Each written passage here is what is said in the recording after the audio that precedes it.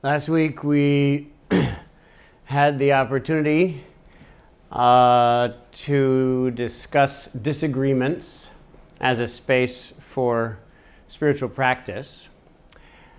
And for those of you who weren't here, the summary of that is holding on to views is why we disagree with each other.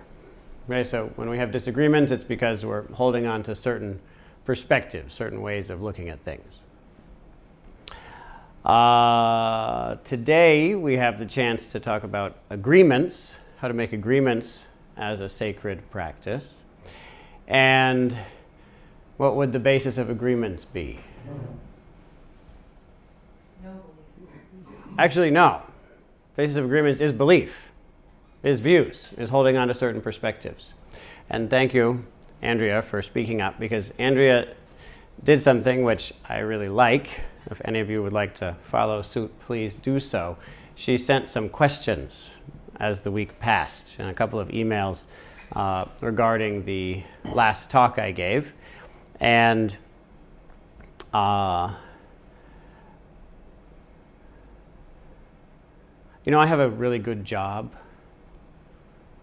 As Shinzen says, this is the best gig. So I have a really good job. It's a very satisfying profession that I've entered into. And it does a really good job of taking care of me. It's a very nourishing tradition that I've entered into. So you don't need to feel any responsibility for taking care of me. However, if you have the inclination, one of the things you can do to make my job a lot easier is send me questions, because then you think up my talk for me. Which just makes things easier for me. So I have a lot to do, and thinking up these talks, what to say, how to order it as the years progress, is fun, and no need to to get involved unless you want to. And if you want to, then know that in participating in that process, you enable me to do it better. So Andrea asked about last time, since I was saying that holding on to views is why we get into conflicts with each other, then is it the case that we should have no views? How did I do for summarizing the two emails? You also brought up postmodernism. Right. And I should say that I'm very interested in many things. It's one of my characteristics. I'm very interested in a lot of things, kind of like being 5'8". It's just a thing. There's something about me. I have 2 legs, 9 toes, interestingly enough. There's something about me, just how I am. Can't help it. It wasn't something I decided on. So I'm interested in a lot of things, and one of the things I'm interested in is, I guess 9.5 toes, I should say. 9.5 toes. One of the things that I'm interested in is philosophy and views, actually. Very interested in views. And so I've studied postmodernism quite a bit, and I have to tell you, I have no idea what it is. I don't have a clue. I know exactly what modernism is. Modernism is a very interesting movement. Anyone here know what modernism is? I can sum it up in 2 short sentences. Oh, so modernism is very important. We should all know what modernism is. What? Humanist capitalist. Well, humanism has impacted modernism enormously. But I would say that humanism is deeper than modernism. Modernism is a specific reaction to certain historical events, mostly colonialism. And what it is, it is the statement, as Rapound said, make it new. So things are going to get better. That's what modernism is. And nowadays we really believe that. And so then there's the question of how. Does anyone know the how of modernism? Money. Actually, no. It's a good idea, though. But money is a great. There's an excellent positive feedback loop between money and the methods, and the one method of modernism, and that method is measure it. So these two things, which we think of as virtually undeniable now, that things get better with time, and the way to make them better is to measure things. Those are both very new ideas. Neither one 500 years ago was, well, certainly not popular, but not at all as accepted as a norm as it is now. So that's what modernism is. Modernism is a what and a how, and postmodernism is just not that. You know? So postmodernism is a kind of a lack of views as far as I can tell, and I could be wrong. Maybe someone else here knows all about it. But I can't see exactly what postmodernism stands for. And I think that's one of the main reasons that it has struggled. It has not by any means replaced modernism, not in the slightest, which is interesting.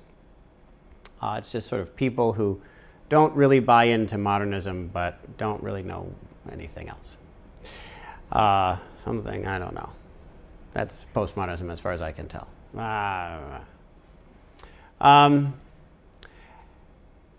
The reason that I spent any time on it, you brought it up, and so I spent a bit of time on it, but it's a good example of a case in which it's difficult for us to set forth a clear view.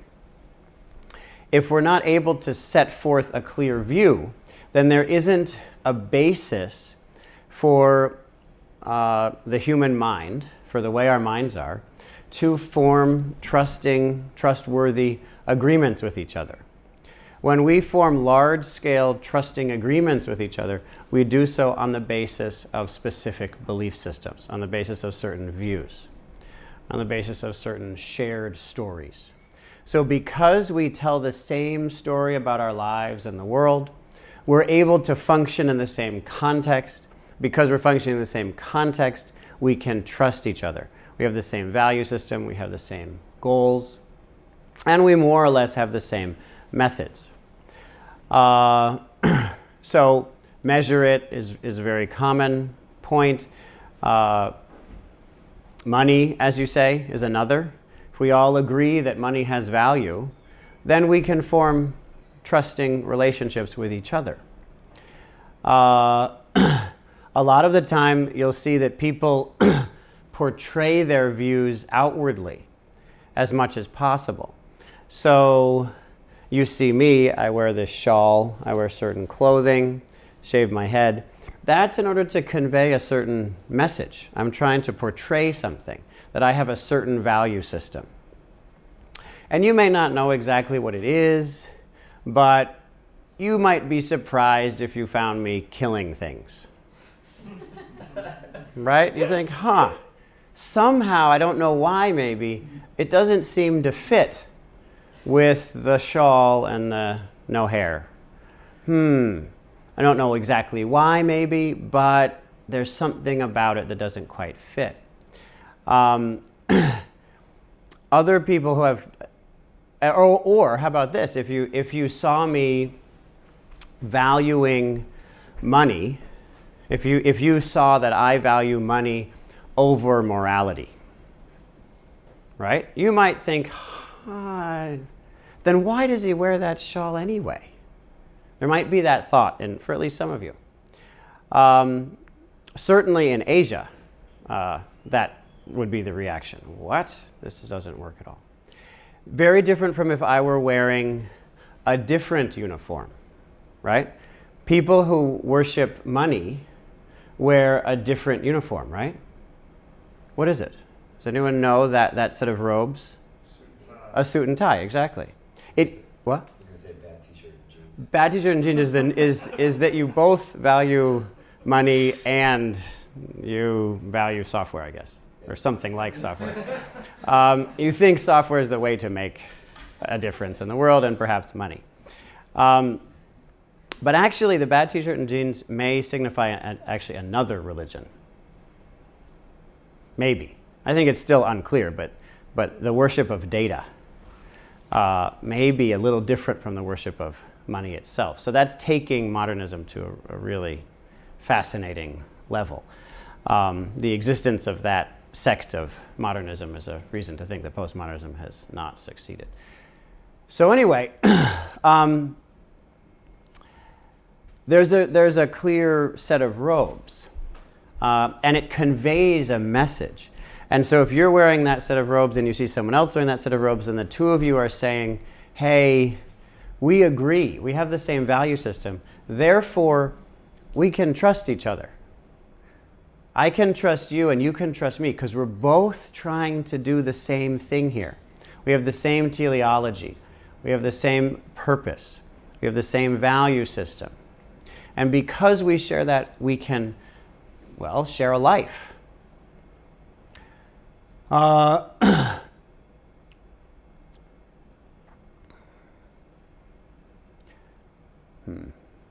I have the sense I may need to repeat this simple message many, many times to indicate the significance of it.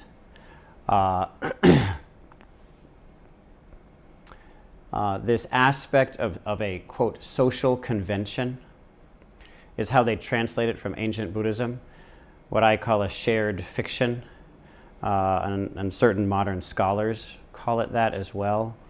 Intersubjective story, so a story that we tell together, we agree to tell it in the same way. We indoctrinate each other again and again through each day. The power of this phenomenon is very difficult for us to see. It's very hard for us to see how important this is. I was lucky because I traveled quite a bit, and I did not travel as a tourist. I was put into monasteries, and that meant that I was forced to actually take on and embody value systems that I didn't agree with, that I hadn't been convinced of. But I had to, it was my job. Because as a monk, it's your job to hold a value system. And I found that in each society I was a monk in, I needed to hold a different value system, which in each society was considered to be ultimate truth. And it's very hard for us to tell the difference between spirituality and our own culture, our own assumptions. And so I was forced to fully throw myself in to system after system that I didn't believe in until finally I could return to this one and realize, oh, I actually never believed in this one either. I just didn't notice that I didn't, because I'd always lived by it. So I started when I was too young to wonder if I believed in it. And in that way, we break down these assumptions, these social conventions, shared stories. The point for today, though, is that, okay, so that happens. Is the goal then to break down all views? And sorry that today is such a heady talk, but some days are heady talks. That's okay. Nothing wrong with being a little bit intellectual. So let's be a bit more intellectual.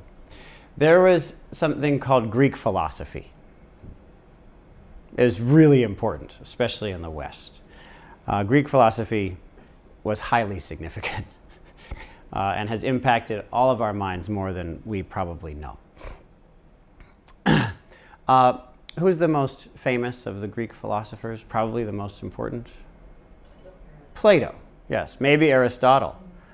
Absolutely. Maybe Aristotle. Maybe Pythagoras, of course. There's a long list of very important philosophers, but Plato is usually thought of as the most significant, at least in terms of philosophy, as we now think of it. And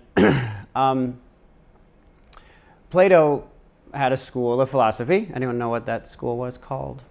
Maybe not. The Academy. They were the academics. And they had a certain view on this, which is the one that you're proposing, that we don't know anything. Yes? And it's not hard to take that view out of Socrates, is it? Anyone know what he said that relates to this? He had a very famous statement about why he was trustworthy He said, because I know that I do not know. Okay, that's why I am trustworthy. I'm trustworthy because I know that I don't know. Now, it's pretty easy to take I know that I don't know and turn it into a school, a philosophical school that says, don't know. You shouldn't know. Or, in fact, it's impossible to know. You couldn't know. Okay?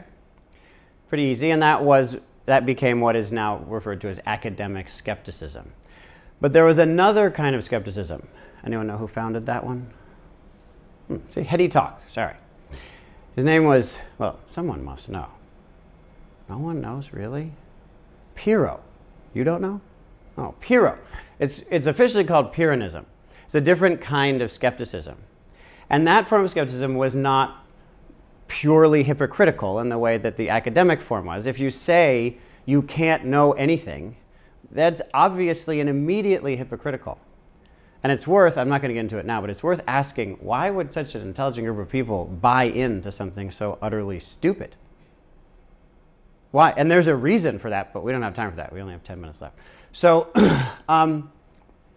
Pyrrhonism did not take that view and was a far more sophisticated school. Sorry, Plato. Anyone know where Pyrrho learned Pyrrhonism? This is an absolute historical fact, not like other stories that are just conjecture. I like that. That's great. I like that. That I think right on the line between historical fact and conjecture. So I'll let you research that. It's poetic. On that line also, poetic, conjecture, history. So he learned it in India from Buddhists. He trained in the Buddhist tradition for a little while. He traveled over to India with Alexander. And came back and developed a form of philosophy that just couldn't fit into Greek philosophy. Why? Because he actually didn't take a view. He realized that the taking of a view is an activity, and the not taking of a view is also an activity. And he taught the activity of not taking a view. Now, he didn't therefore say, you can't know anything, you won't ever know anything, you shouldn't know things, you shouldn't have views. He didn't say any of that. Each of those is a view. And he wasn't hypocritical. He simply constantly searched for what's called the criterion. And he didn't do so because he thought he should. He just did it anyway. The criterion means upon what do we judge things? What is it that we judge things according to? Humanists judge things according to the human experience. That's our modern criterion. How are people doing? That's really important to us. How are people doing? If a human being can be a little more comfortable, then it's worth killing a lot of other beings. To us, that's how we see it in modern times. It's really important that people feel comfortable. So human happiness is what it's all about. That's our criterion. But he couldn't find when he investigated that, he couldn't find out how that really was a criterion. Now, as I say, he took that from the Buddhist tradition to a certain extent, and the Buddhist tradition is very clear that you need to have techniques in order to free yourself from your fixed views. Yes? But it does not take the position you should have no views. Because again, that's hypocritical. That is a view. That's a position. Drop all positions is a position. You see? So to say you shouldn't have any positions wouldn't make sense, or it's hypocritical anyway. Yeah, on the contrary, Buddhism gives a very clear set of views that you should have. You should believe these things. And it makes it absolutely clear and criticizes you if you don't. If you don't agree with this, then you're wrong. You're ignorant, you're foolish, you're irresponsible, you're immoral, you're unskillful, you're immature. There's no end of the critique. You're a unintelligent, ordinary person, untrained and immature. Okay? Let's be clear. I know we like to say, well, Buddhism doesn't judge. Well, that isn't really true. And the Buddha himself was quite happy to criticize people to their face regarding these situations. If you say, for example, that morality doesn't matter, which is common, people will say that. He criticized that. If you say that there are no consequences to your actions, this is wrong. It's a dangerous, incorrect, unskillful view, and is presented that way. If we want to trust each other, if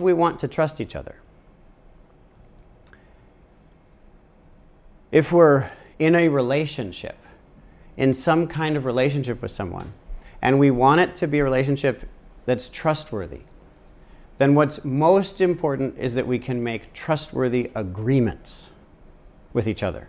This is very important to see. If we want to have trustworthy relationships, we have to be able to make trustworthy agreements. Trustworthy agreements are the basis of trusting relationships, or relationships based on legitimate trust. Agreements, that means that we agree to things with each other. You say, I'll do this if you do that. And I say, I'll do this if you do that. And then we both do it. This is how you form a trustworthy relationship. This is the way it works. Relationship is built through trustworthy agreements. And a trustworthy agreement means that you agree to do something and then you follow through. Now, let's be clear. It isn't necessarily the case that this is made explicit. You don't necessarily make an explicit agreement. It isn't necessarily put into words in the way I just put it. In fact, if you had to clarify every single part of a relationship, you could never have a trustworthy relationship, because you'd spend all of your time talking about what you're going to do and not do. You would never have time to do anything, and you wouldn't finish. To describe all of the different ways that you're going to behave in order to be trustworthy is impossible in one lifetime. If you consider this is actually a significant problem nowadays for your religion, right? Because this modern, friendly, artificial intelligence movement is having a very hard time trying to describe what trustworthiness is. But if you can't describe it in that system, then you're in trouble. What is good? How would you describe it? How would you create a program that would manage us in such a way that would cause good things to happen? It's very hard to describe it. These are very subtle qualities. So many of the agreements we make are implicit. Those implicit agreements are made within the subtle, generally subconscious views that we share. We share basic assumptions. In order for us to have a trustworthy relationship with each other, we need to be able to share a view system, a system of perspectives.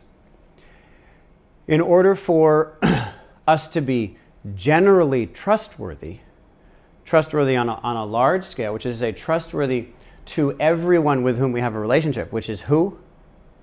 Who is it that we have a relationship with? Everyone. That's exactly right. We are related to everyone. There's no one that we're not connected to. Not a single person, not a single living thing. We are connected. Like it or not, we are connected. And notice I'm stating a view right now. And furthermore, it's the truth. It's a correct view, and if you disagree, you're wrong. This is important to see this. We are all connected. We're related, all of us. In order for us to be trustworthy to everyone, we need to have a correct view. The quality of the view that we have, what we believe in, determines how trustworthy we are to everyone. We can be wrong, basically wrong, but still within a certain context, within a certain group of people, create trusting relationships based on legitimate trust, and that'll work. But if we want to be trustworthy to everyone with whom we have a relationship, we can only do that by holding the right view, the correct view, the samyak drishti. The correct view, that's the Sanskrit for correct view, the true perspective. We have to hold that. And we have to actually believe that it's true. And then live according to it. And if you know someone who has that view, who sees things a certain way, and you see things that way, and they really see it that way, and they tell that story, and they tell the story to you, and you tell the story, and you tell the story to them, and you're constantly indoctrinating each other with this correct view, then you're going to live well. You're going to live properly. Your aspirations, your livelihood, your communication, etc., will all be good and correct and trustworthy, beneficial. So it's very important for us, once we're in a relationship, to ask, in what way do we share perspectives? Do we share views? This is essential to deeply explore. To deeply explore. Because it's possible to disagree about a lot of things. A lot of things. More or less everything, actually. Even things that we typically think are very important, and still maintain a trusting relationship with someone. You can disagree about virtually everything. The question is, what do you still agree on? What do you think is really true? All the things that we disagree on, we can then have conversations about it. And if you want to know how to make a really trustworthy agreement, it's how deep is that agreement. And the way you know that is, without disturbing that, how deep are the things that you can question with each other? Okay, so how deep are the things that you can say, you know what, I think you're really wrong about this. And they can listen, say, oh, really? And then you're not trying to even change their mind. You're just stating, I think you're wrong. There isn't even the goal to change them. There's just the statement. You're wrong. It's almost unimaginable to most of us that you could go up to someone and say, you know what? In terms of this belief you have, you're really ignorant, and it's a problem. You're really messing up your life and other people's lives. And the person would just say, oh yeah, really, tell me more. And then you do, and they say, yeah, well, I don't agree with you. So you say, okay, let's have dinner. That's almost unimaginable to most of us. But if you have a deep enough level of connection, of trust with each other, then everything above that can be questioned that way without trying to change each other, just sharing other perspectives. Doesn't turn into a conflict. So the depth of our agreement can be measured by the depth of our disagreement. Does that make sense? How deeply can you disagree without the relationship falling apart indicates how deep your connection is, how deep the relationship is, how deep the love is, the agreement about how things really are. Once we make agreements, once they are made, once we have this shared context and on that basis we make an agreement, know that both people in that relationship then have enormous power. Enormous power. Because as we say, we enter into relationships mutually, but generally we exit relationships unilaterally. Does everyone understand what it's some big words, heady talk, sorry. Could you elaborate further? Yeah, so when we enter a relationship, it's mutual. We both agree to enter the relationship. It's very common, though, that when the relationship ends, it's unilateral. Only one party decides to end it. And that's sufficient to end the relationship. It isn't that both people have to agree to end the relationship. Only one person has to agree to exit the relationship. Right? So you both agree to enter, but only one, it's sufficient for just one of the people to decide to exit.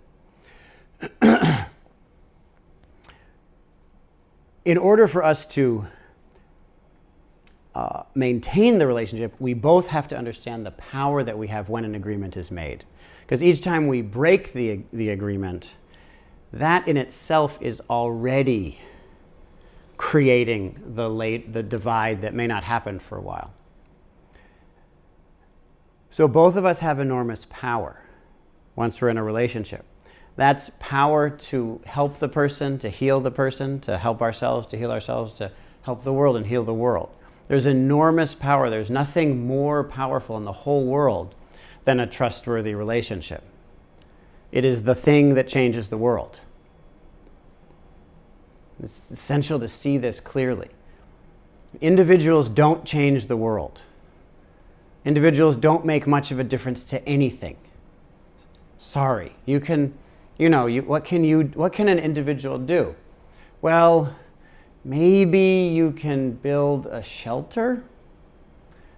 That's about the biggest thing that an individual can do. I can't think of anything more significant than that an individual could do.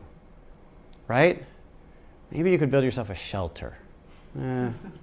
It's tricky though. I mean, even then, you're doing it with the help of maybe the trees, right? I don't know what an individual can do. But, what? Write code. Oh, not at all. Impossible. There's no way an individual could write code. That's utterly beyond the capacity of one person. Correct? There's no way that could happen. That's many levels. Just to put it another way, to put alternatively,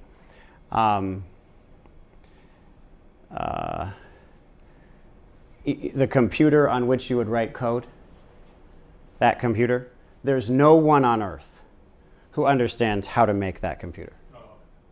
No one. No one understands how to make the screen.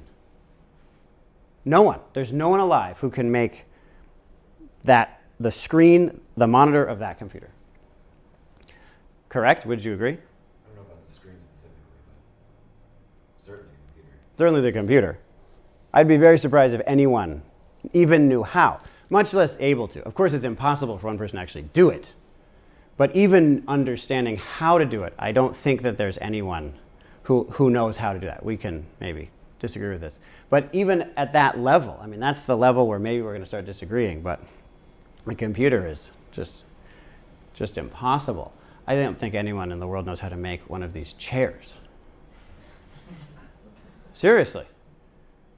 No one could make one of these chairs from scratch. I don't think anyone in the world knows how. I don't follow what you're saying. Okay, so let's say you went out into the woods alone. Okay? Could you make one of these chairs? No, I couldn't. No, but who could make a synthetic fabric alone? So, no, when you say anyone, you mean any one person. Well said. I mean any one person. No one person alone, without partnering with others, could make one of these chairs.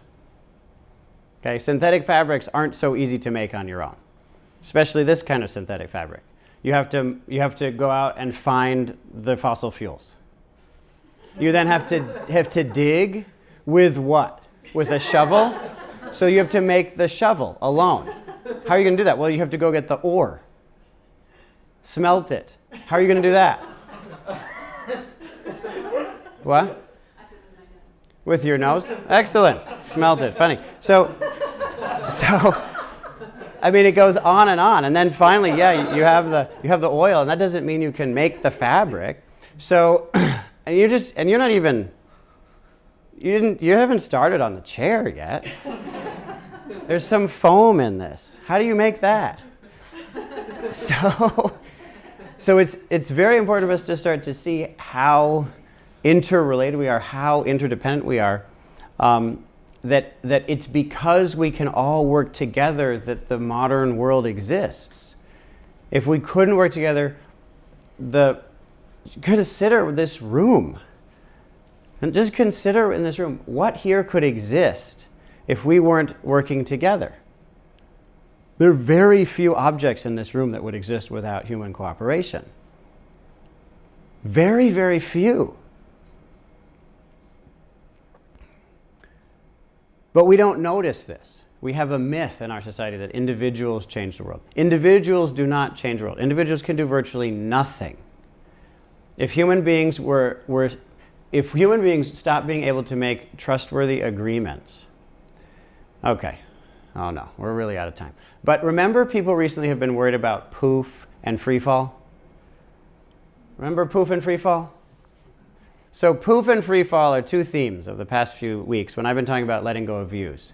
And people say, well, wait, when I start really letting go of views, I get really afraid. Really afraid. Why? And we explored that quite a bit at the end of last week. It's really frightening to let go of views. Yes? Suddenly I'm just in free fall. Or suddenly the person who I think I am, poof, that was the word. Great word, right? Poof. So suddenly, poof, who I think I am is gone.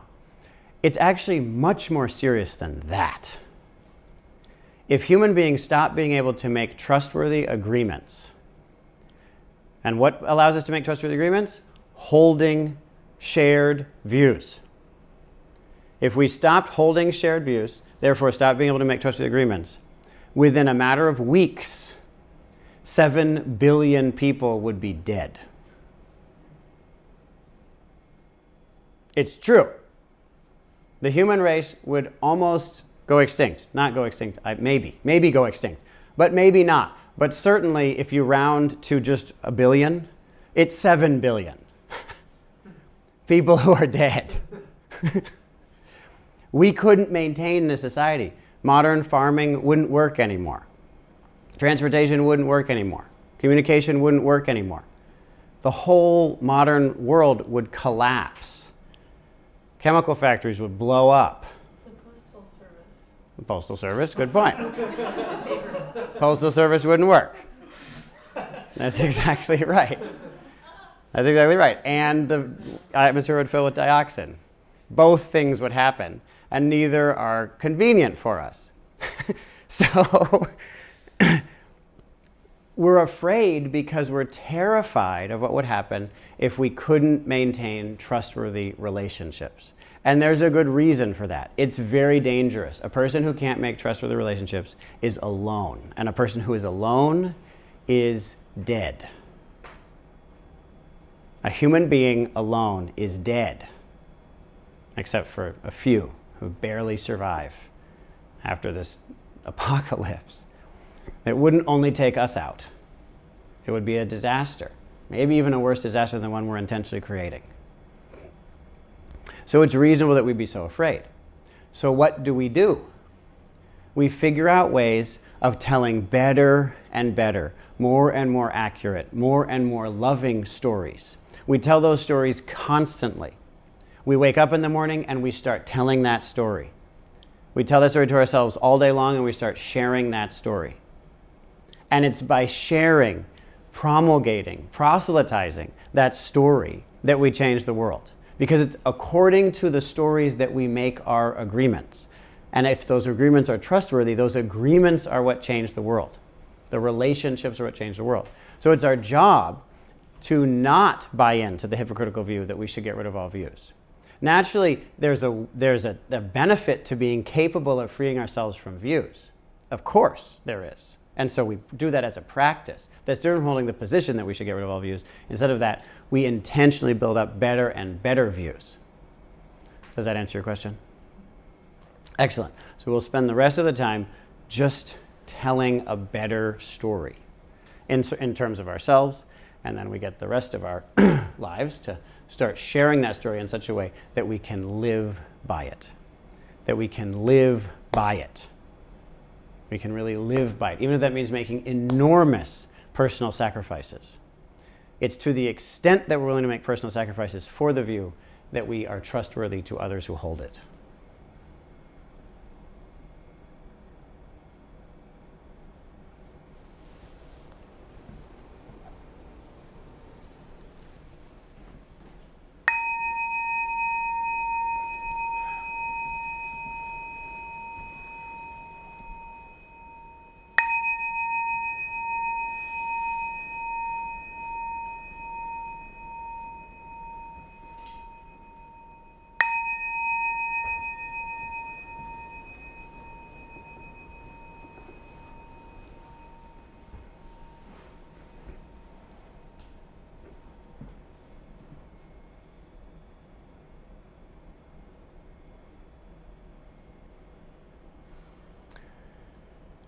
Take a moment to ground yourself, stabilize yourself in your body.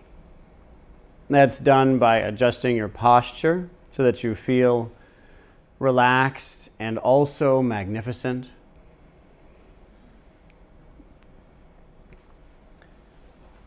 Calm and beautiful. Confident and humble.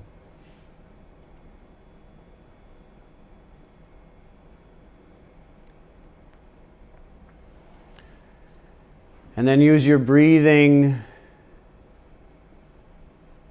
to station your awareness in your body, in particular in your abdomen.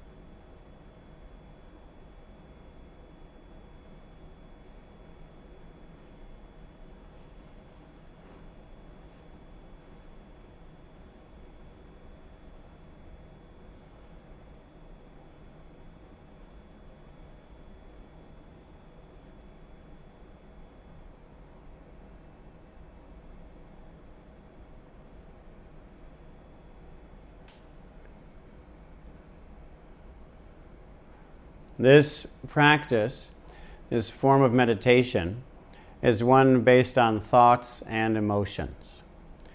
We're going to think, we're going to tell certain stories with our thoughts and observe how those stories resonate in our bodies.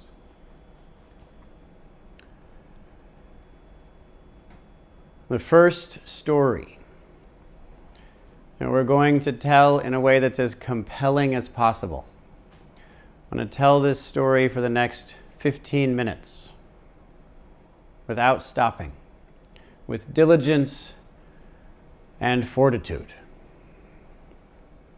We're going to create, formulate, construct a beautiful story.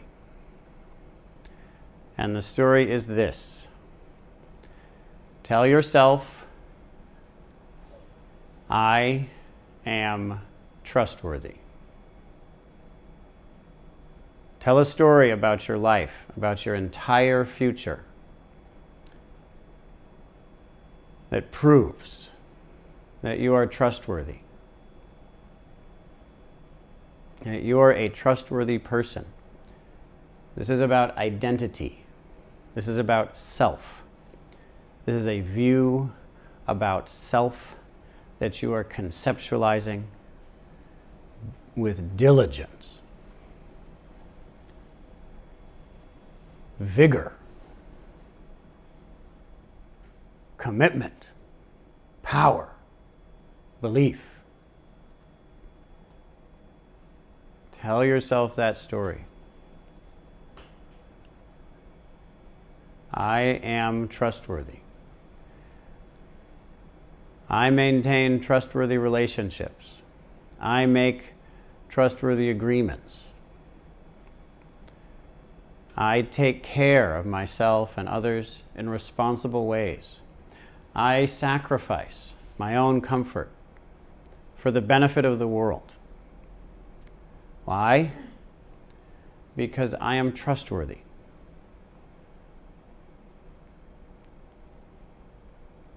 Tell the story and watch how it resonates in your body. In particular, look for the positive emotions. Confidence, gratitude, joy, exhilaration, calm, tranquility. I am trustworthy. Tell that story about the rest of your life.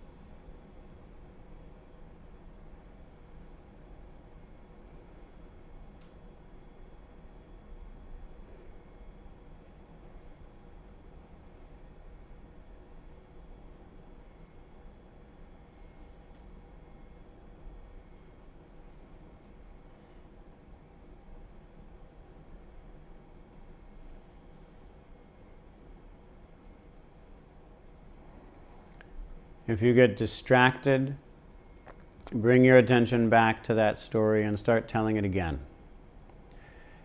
Start with the sentence, I am trustworthy. And once again, tell a story about that.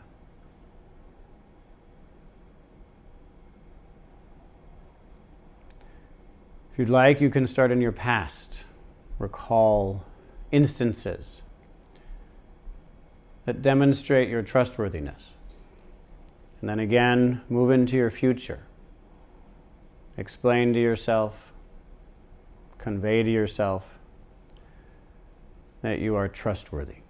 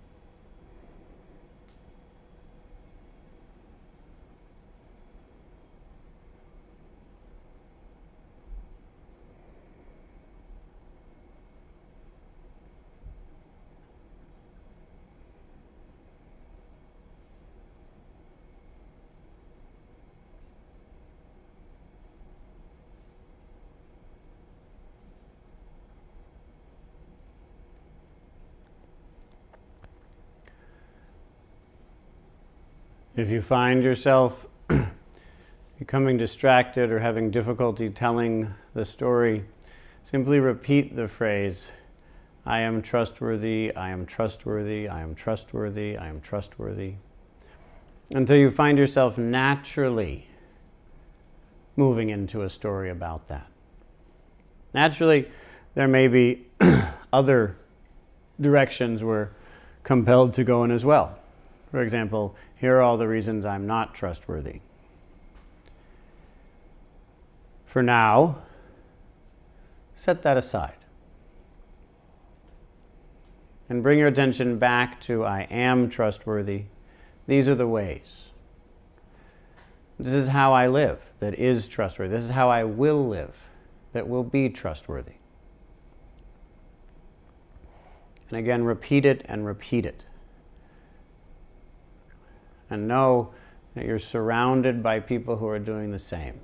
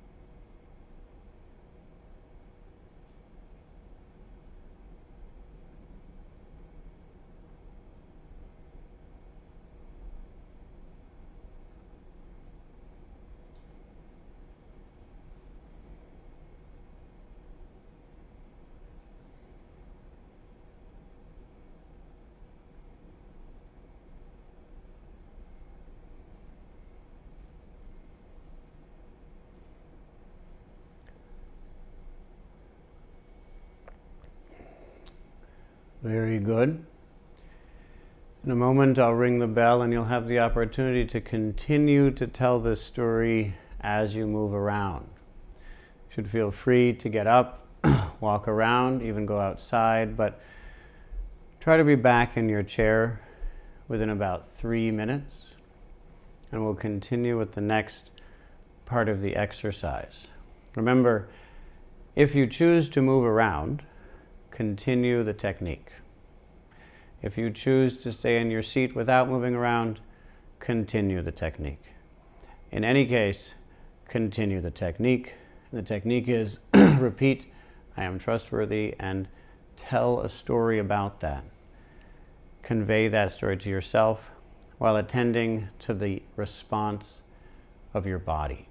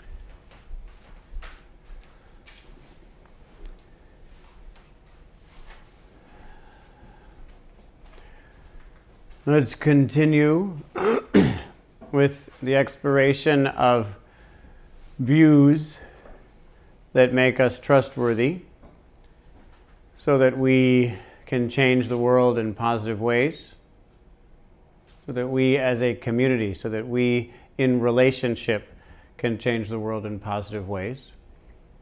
Continue with that by telling a new story, creating a new identity based on the statement, we are all connected, we are all related.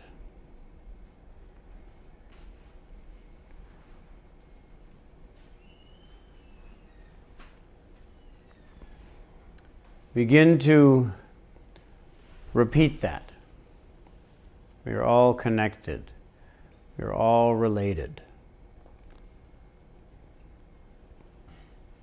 We are interdependent.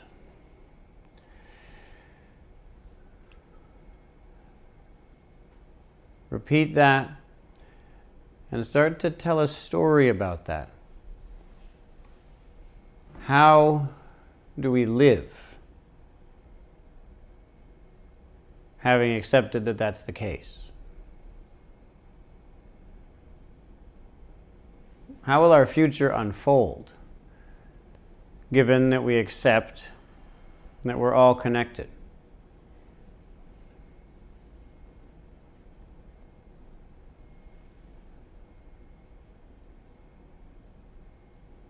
What choices will we make since we accept that we're all related? What life decisions unfold from acknowledging that we are interdependent?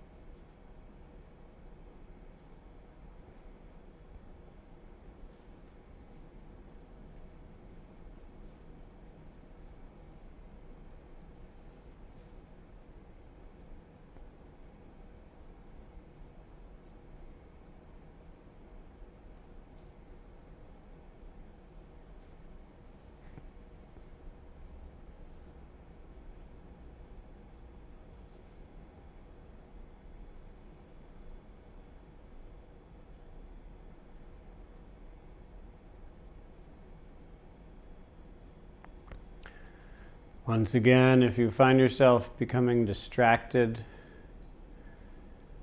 or having difficulty telling the story about your life, just repeat those phrases.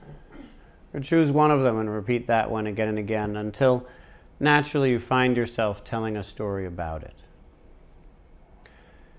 Once that story is being told, check in sometimes with your body to see the response. How does this resonate in your body?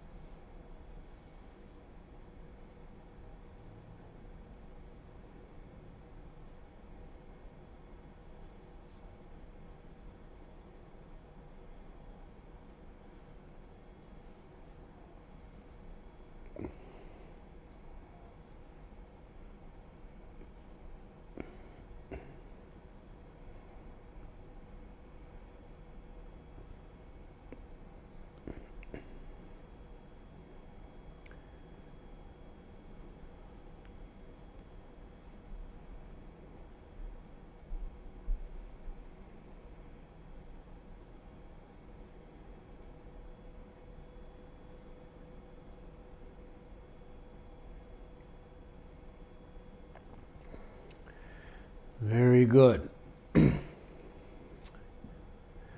And now we'll explore, weave, construct, formulate one more view that makes us trustworthy, and if we share it with others, then we can create trustworthy agreements, and trustworthy relationships will grow. Repeat to yourself the following view and tell a story about it. The story is about you and your life. You are the story that demonstrates the following view. What I do matters. My actions make a difference. My choices create and resolve problems for myself and others, resulting in suffering or well-being. Everything I do makes a difference. Everything I say makes a difference. Everything I think makes a difference.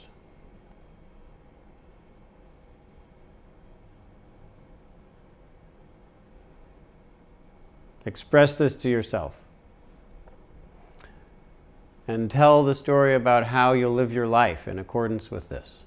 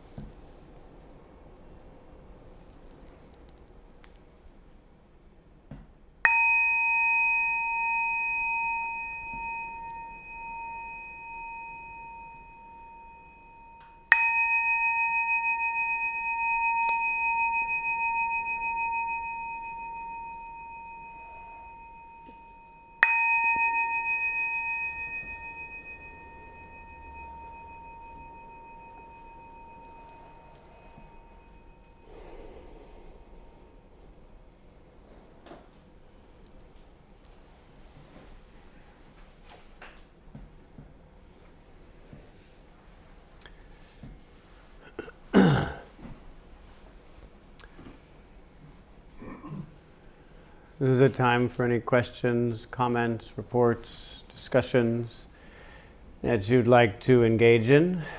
I hand over the floor to everyone.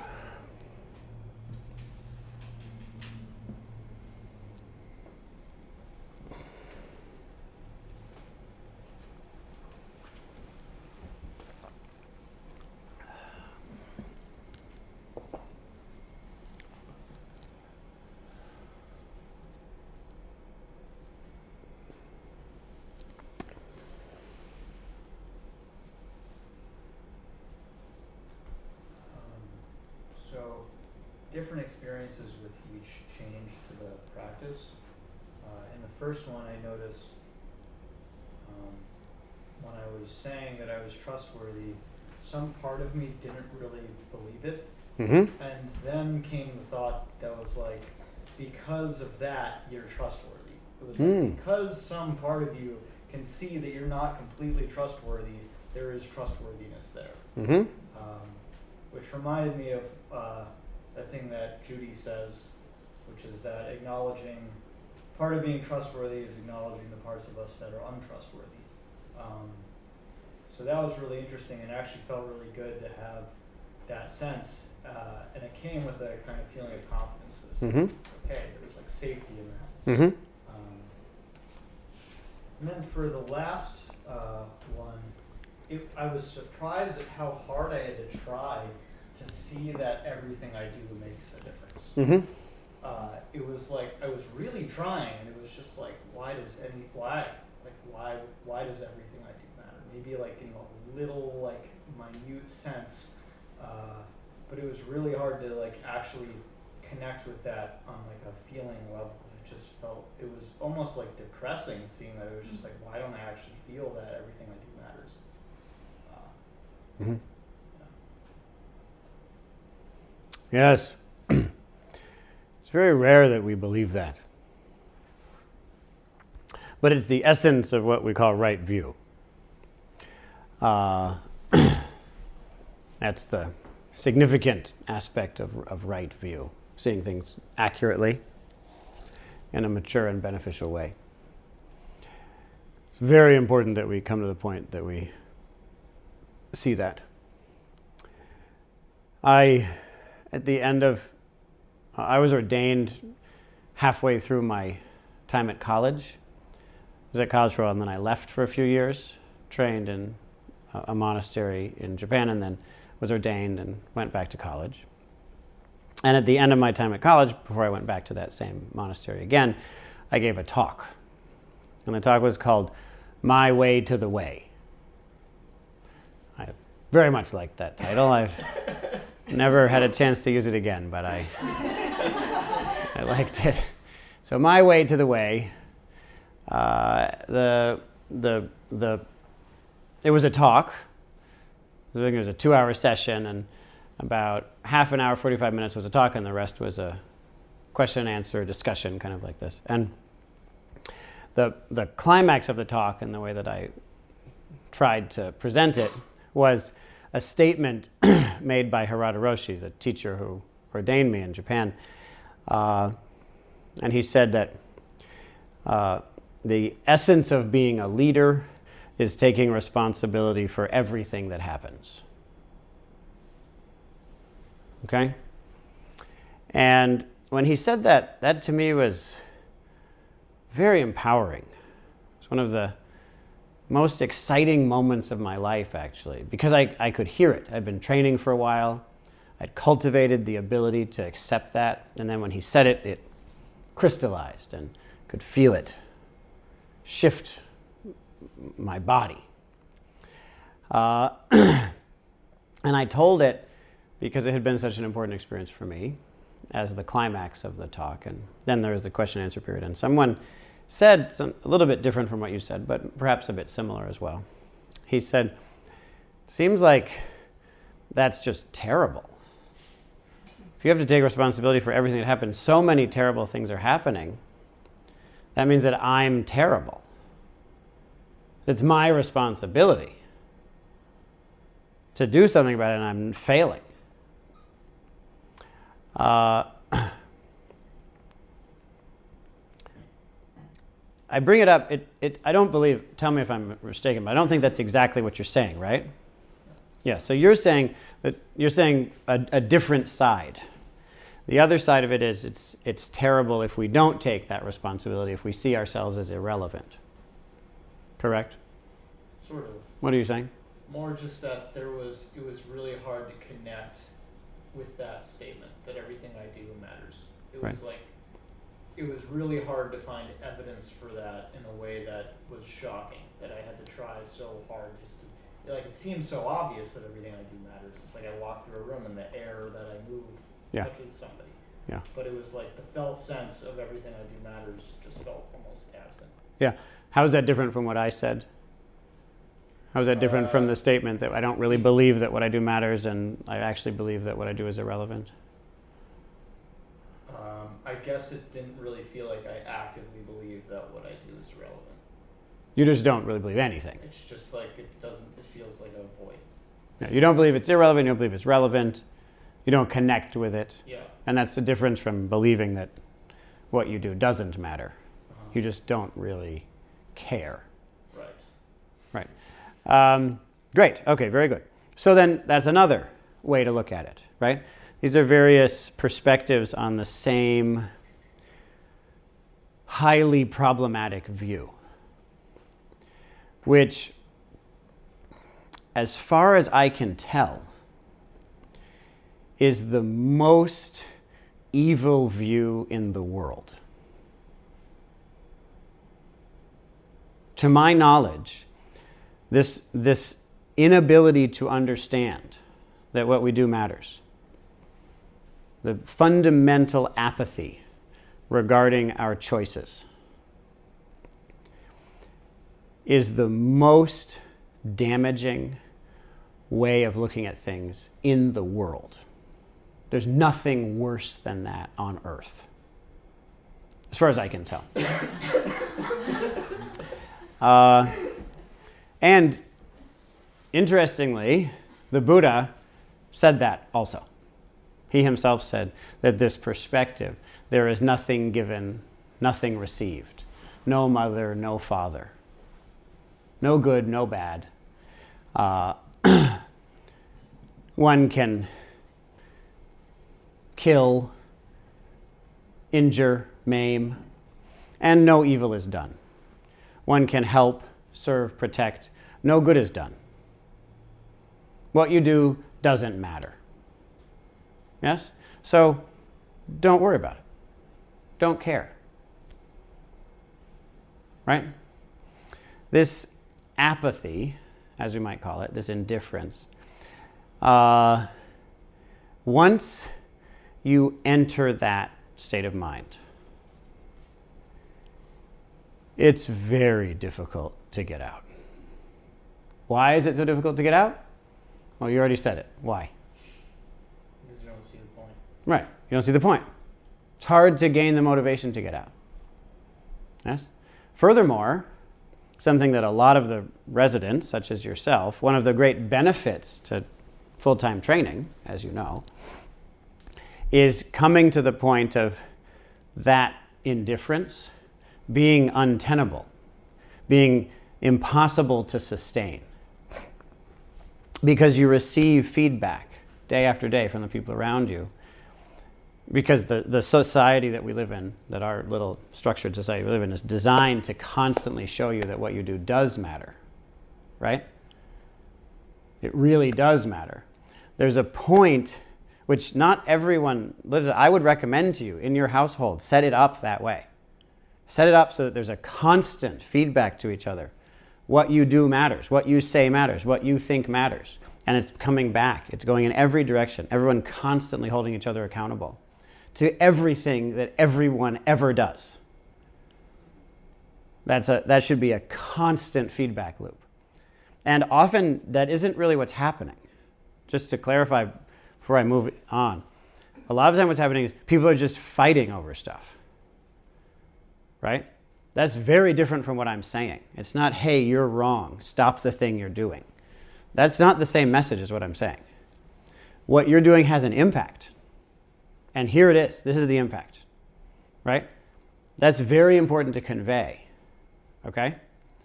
A lot of the time when we tell that someone, it's because we want them to stop making a problem for us, right? But that isn't what I'm saying at all. You understand? It's that I'm protecting you right now because you're entering the most damaging view in the world. The sense that what you do doesn't really make any difference. Okay? So there should be this constant communication around that. This is the essence of friendship. To be constantly trying to free a person from this view that what you do doesn't matter, maybe it matters, doesn't matter, sort of matters, pretty much matters. A lot of it matters, but not always, unless it could, but probably doesn't.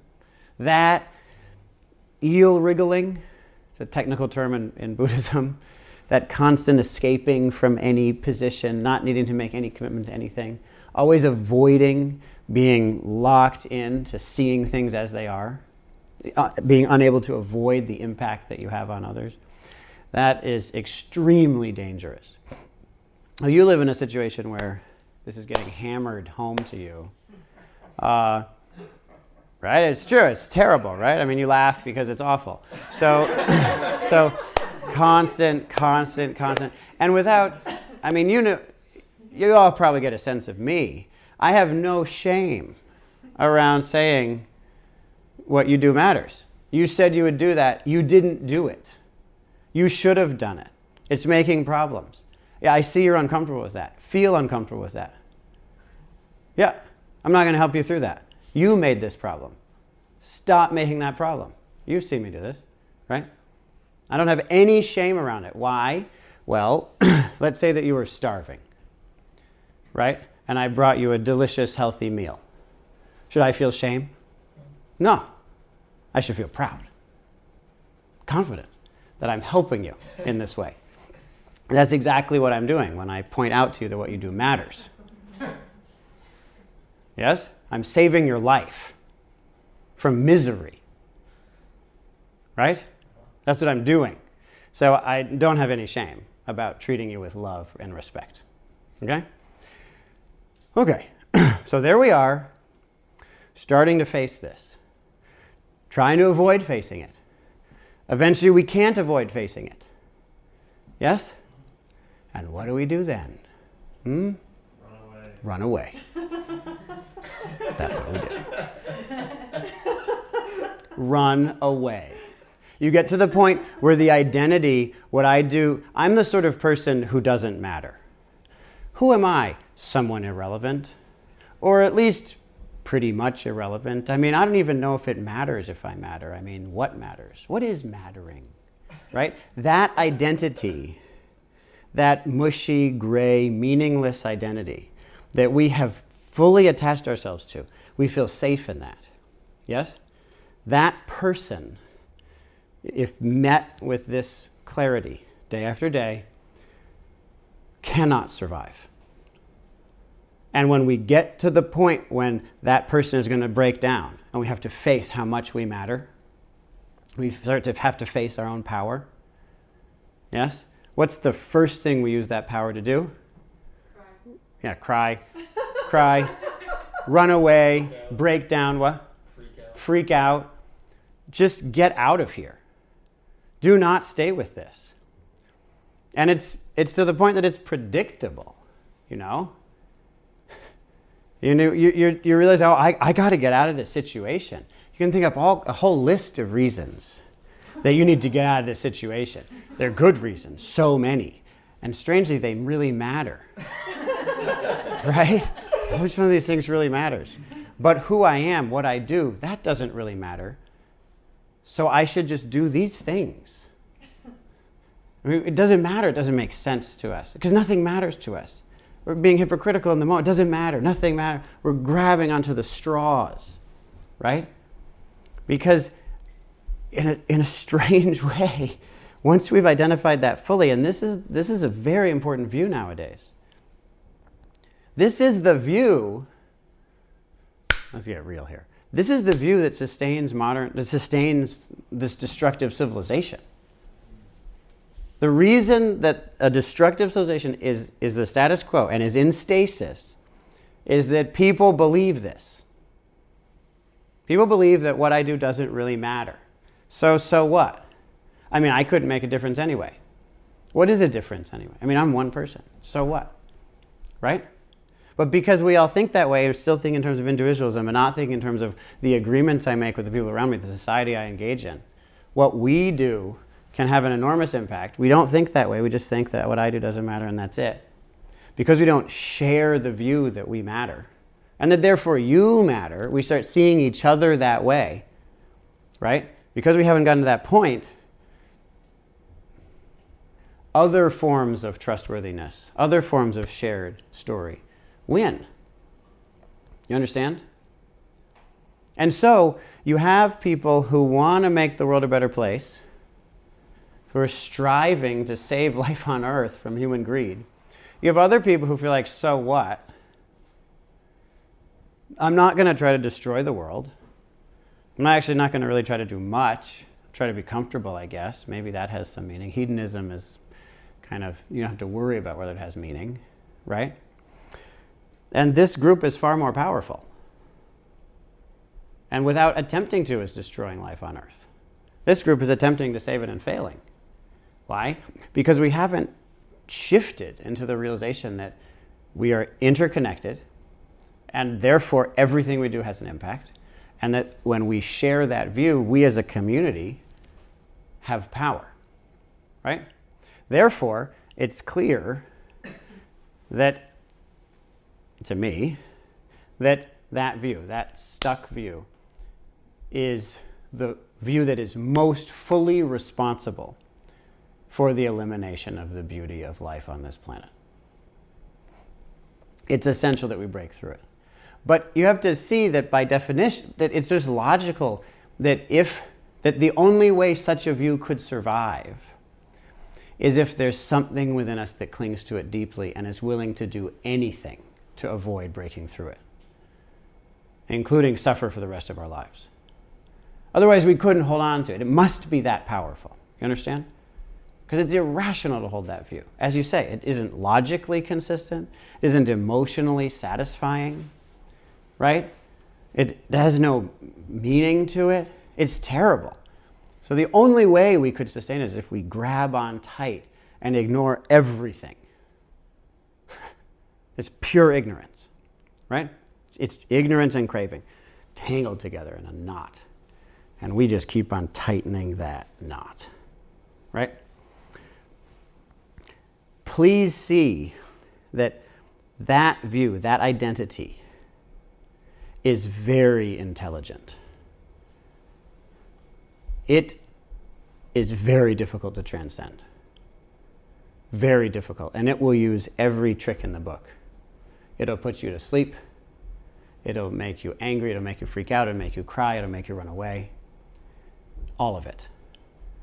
And it's our job as a community to consistently pull each other out of that by telling each other and ourselves that what we do does matter. And the solution is tell that story until you can't avoid it anymore. You acknowledge that you'll try up front. So you have to make it impossible to avoid it. What we do does matter. Everything we do matters. Everything we say matters. Everything we think matters. That realization is the end of that self. And it's something you can practice and cultivate. It's entirely feasible to just keep on doing the exercise you just did until that view can't be maintained. Good? Does that clarify it? Anything else? Yes, please. When you said, what's your story? Where are Yeah. you going? Yeah. I saw the story of the human race. Yeah, right. Yeah, And I excellent. reflected on the point at which Yeah. we all did the same things, like a bear does the same thing other bears do. Yeah. How did we get from there to where we're like cyborgs? Yeah. And we are so interrelated. Yeah. with each of us doing these small parts. Mm-hmm. So I saw that. Yeah. When you asked about what's our ethics, Mm-hmm. everything we do, is it good, is it not good? Mm-hmm. I went shopping today.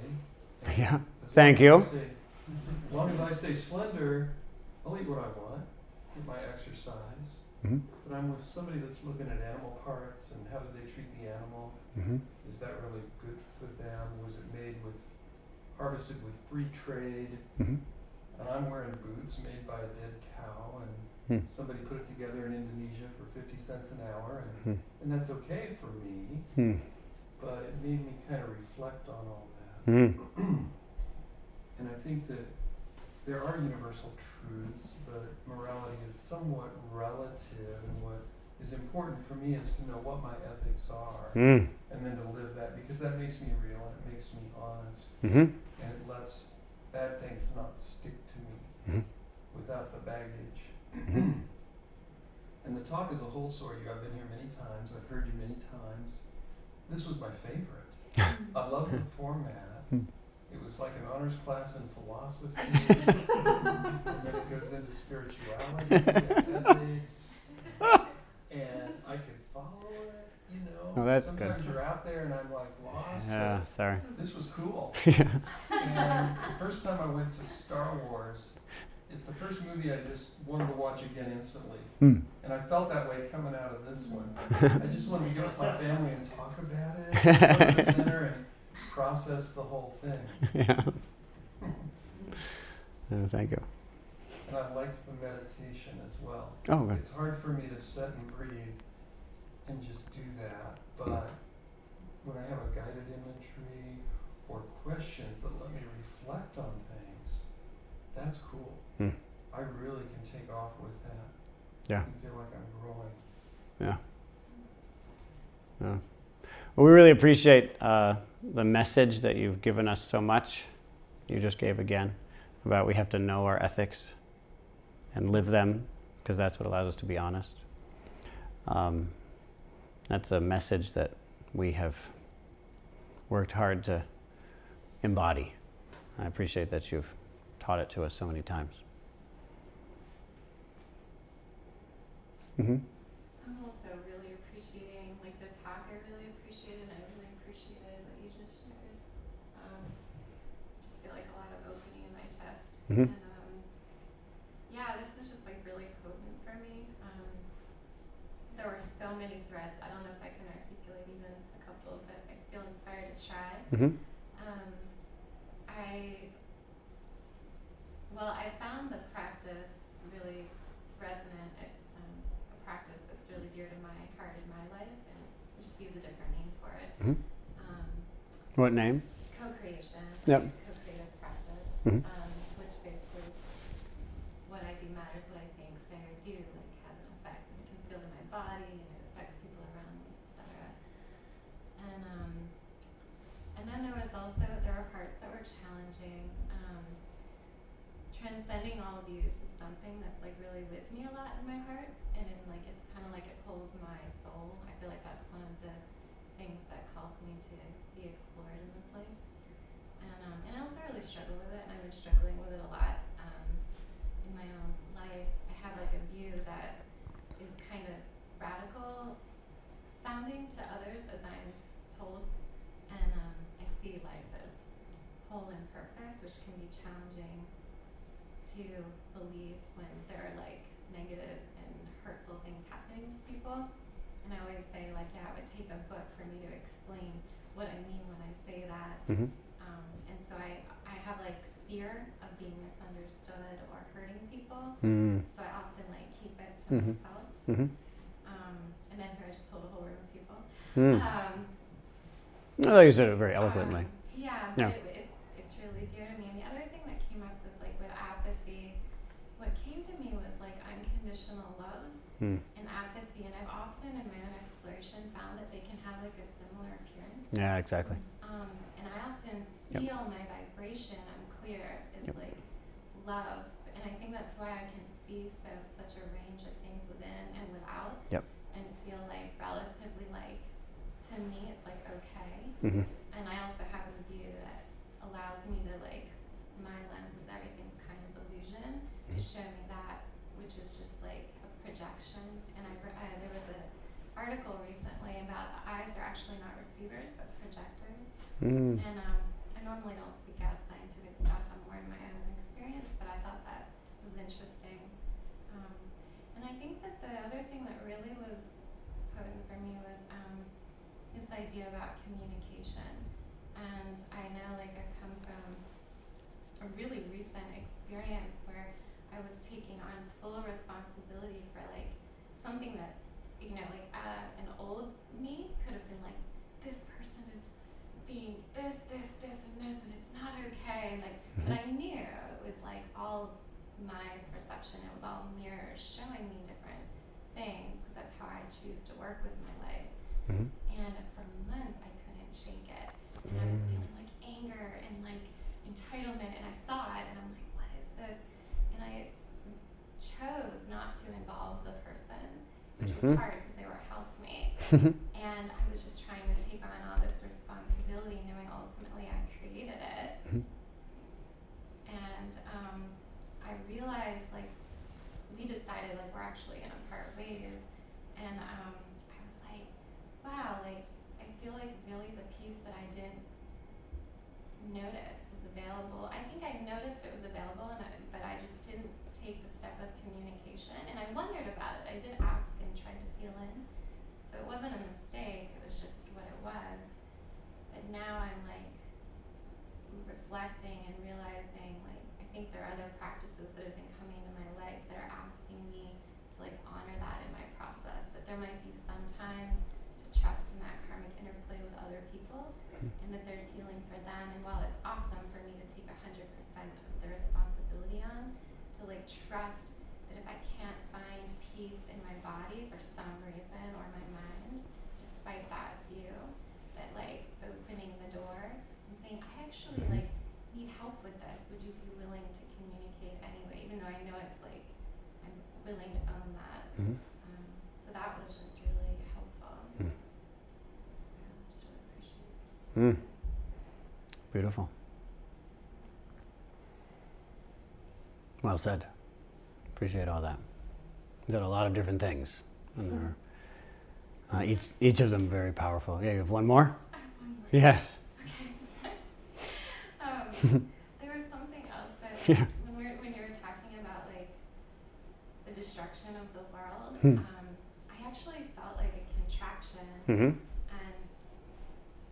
I love that you have that view, and I also, like, honor it, and at the same time I was like, wow, like, what brings me the most peace and love is when I, like, can acknowledge there's suffering, but then also just like, wow, look at all the awesome stuff I'm seeing in the world, all the healing and all the people that are waking up, and I just take note on how that feels. Absolutely.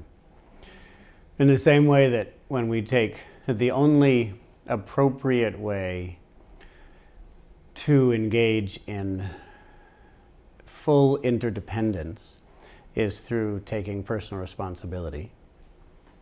And the only appropriate way to take full responsibility is to fully acknowledge our interdependence, our connections, our communication. In just the same way that that's true, that those two apparently contradictory things are not contradictory. In just the same way, to acknowledge the suffering in the world and to acknowledge the beauty in the world are not contradictory.